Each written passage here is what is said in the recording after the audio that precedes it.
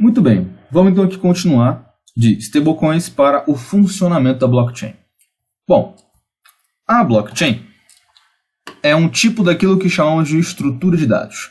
Uma estrutura de dados é um corpo digital capaz de armazenar informações e que aceita funções de manipulação dos fluxos de dados por um usuário que detém acesso à estrutura. É simples, é um banco de dados, ou seja, armazena informações, e essas funções de manipulação são simples. É tipo, eu quero adicionar informação, eu quero tirar informação, eu quero pegar a informação do bloco X e pôr no X mais 1, etc. Coisa simples. E bom, o tipo mais simples de estrutura de dados que você possui é a lista linear, que vocês vão ver, se é que já não viram, em 6.11 no ITA. Vamos ilustrar como é que funciona uma lista linear para entender todo o processo de uma blockchain.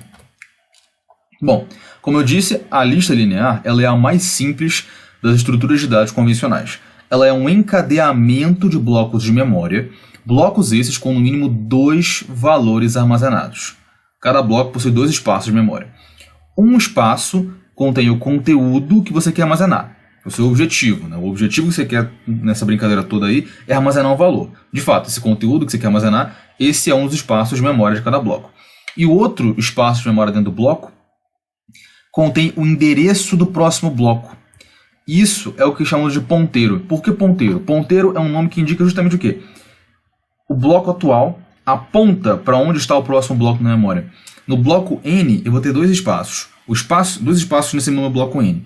Um espaço é o conteúdo de fato que eu quero armazenar, e o outro espaço de memória do meu bloco N indica onde está na memória o meu bloco N mais 1.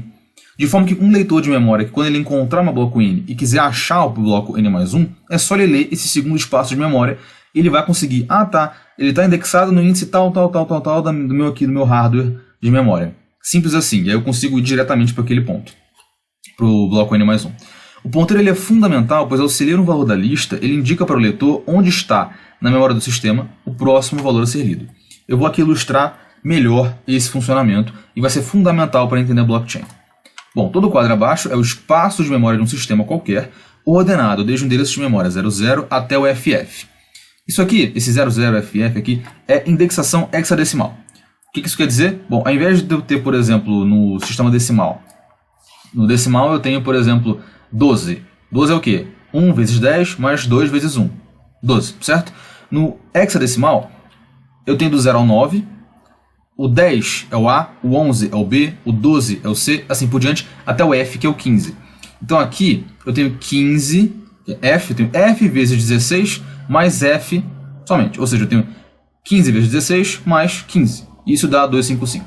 É só uma outra maneira de representar. Mas enfim.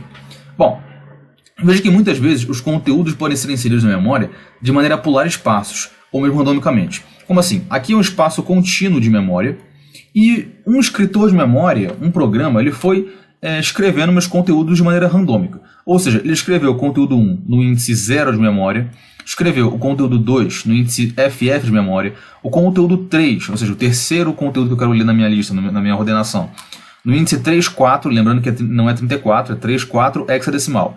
Isso aqui seria 52, né? 3 vezes 16 mais 4. E o meu conteúdo 4 no 8C. Ficou uma zona. Além do que, tem esses espaços aqui no meio que não me interessam. São o que a gente chama de lixo, né? Espaço lixo. Não me interessa o que está acontecendo aqui.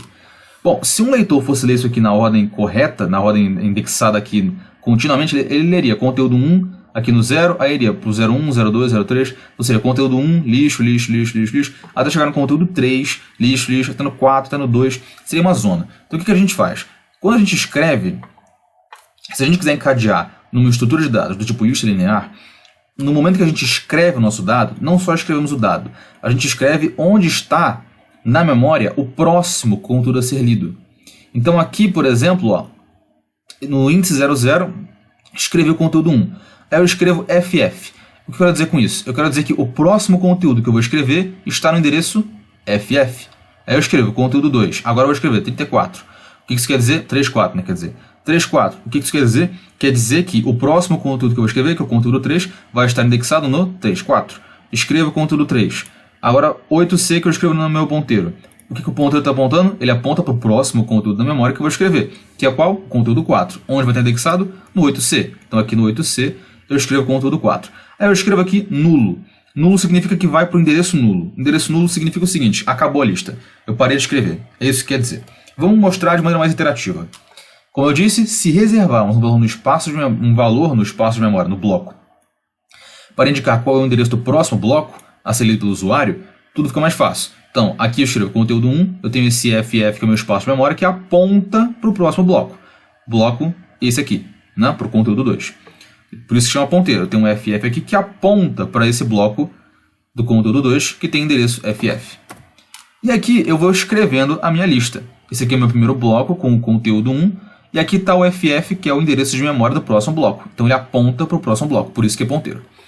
Continuando, aqui no meu conteúdo 2, eu tenho aqui o ponteiro do próximo bloco, do bloco 3, que é 3.4. Ele está de fato indexado no 3.4. Ele está apontando para o bloco do conteúdo 3.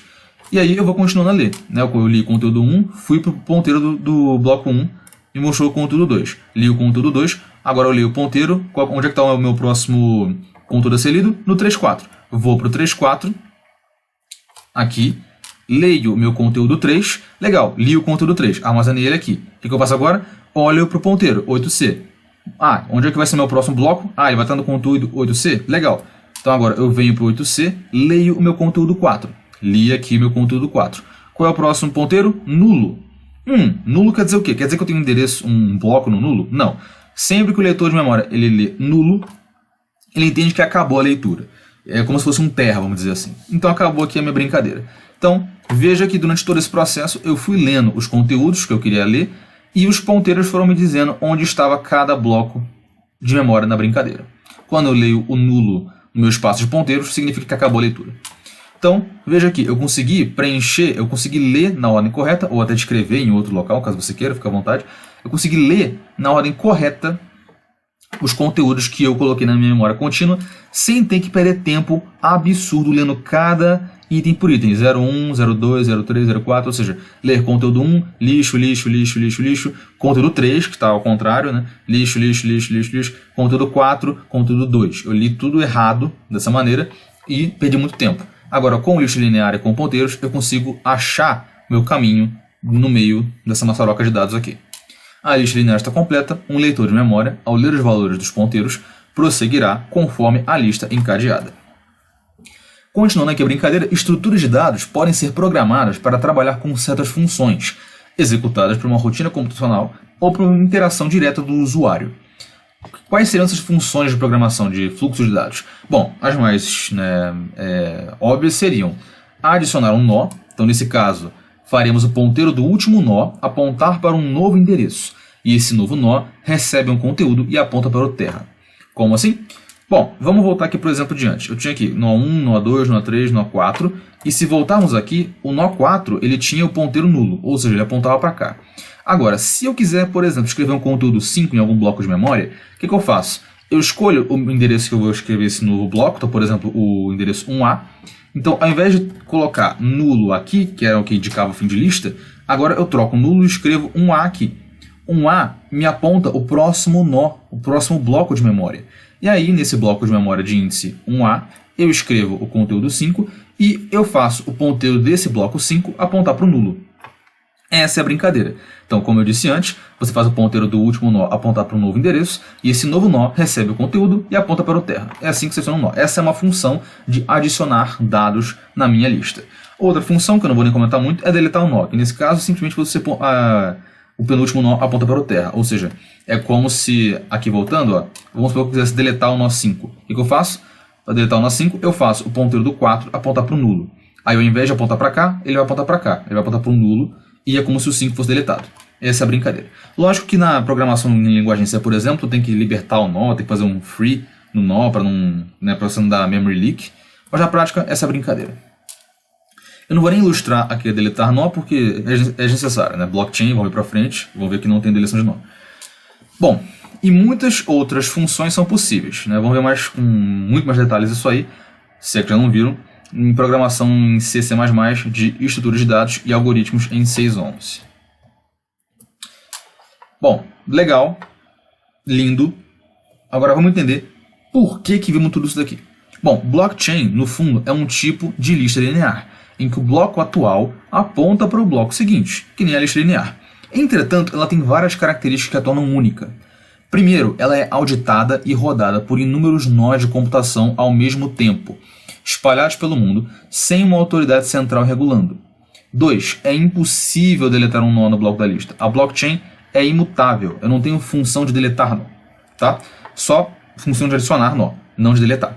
E terceiro, o endereço do próximo bloco é o resultado de uma função de criptografia, que recebe como entradas 1.